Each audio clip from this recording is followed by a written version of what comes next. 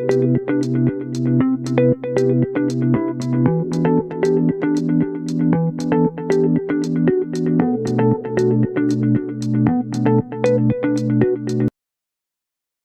you're getting ready for a new baby, there are a million things to think about, right? But what's the one thing that can truly make the biggest difference for a safe and healthy delivery? Well, today, we're going to build a blueprint for a safe welcome home, and it all starts with a plan. So let me ask you that. What do you think is the single most important step for a safe delivery? Is it something that happens in the delivery room, some high-tech medical procedure? Just think about it for a second. You know, the answer might actually surprise you. The most critical step? It happens weeks, maybe even months before labor ever begins. It's not a last-minute action, it's a process. It starts with a plan, and having a good plan can literally save lives. So let's break down what this kind of cleaning really looks like and why it's so powerful. This is all about taking that nervous energy of pregnancy and channeling it into confident, prepared action. This whole process has a name: birth preparedness. Really, it's just a way of saying you're making the big decisions and arrangements ahead of time. And the goal is super simple, but absolutely crucial. You want to make sure that when the time comes, both mom and baby get the right care right away without any delays. And here's the good news. You don't have to do it all at once. The best time to even start thinking about this stuff is during the second trimester.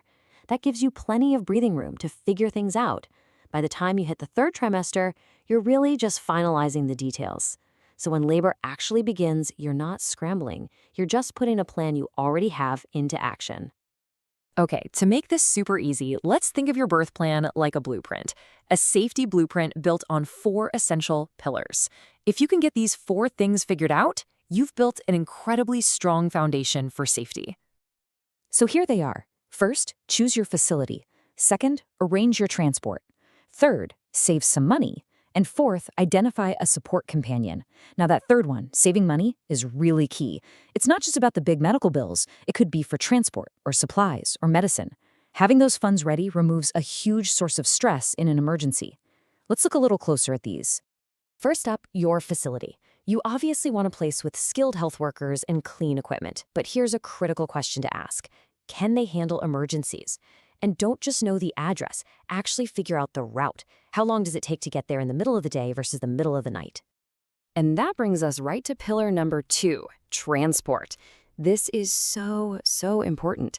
In an emergency, every single minute counts. I mean, with complications like severe bleeding, a delay of just a few minutes can completely change the outcome.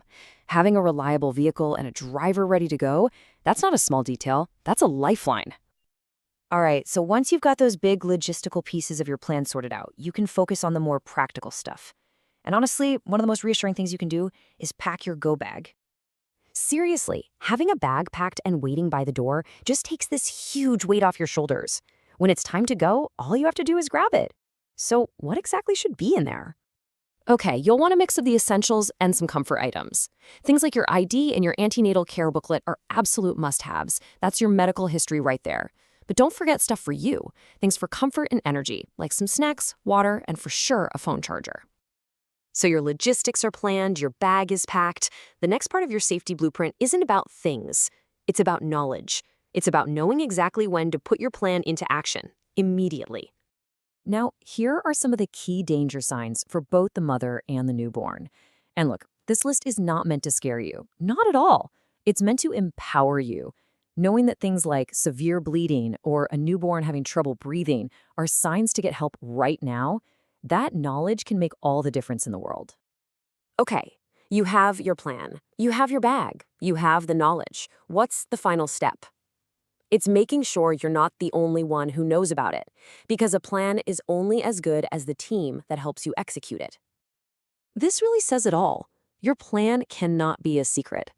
When labor starts, things can move fast. There's not going to be time to sit down and explain everything. Everyone involved needs to know their role before it all begins. So, who is on your support team?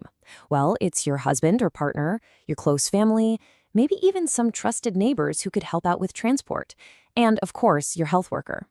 Make sure every single one of them knows the plan, where you're going, how you're getting there, and who they need to call.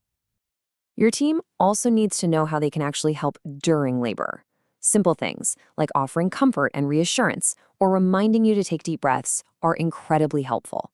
And it's just as important for them to know what not to do, like avoiding harmful traditional practices, such as pressing on the abdomen, which can be really dangerous.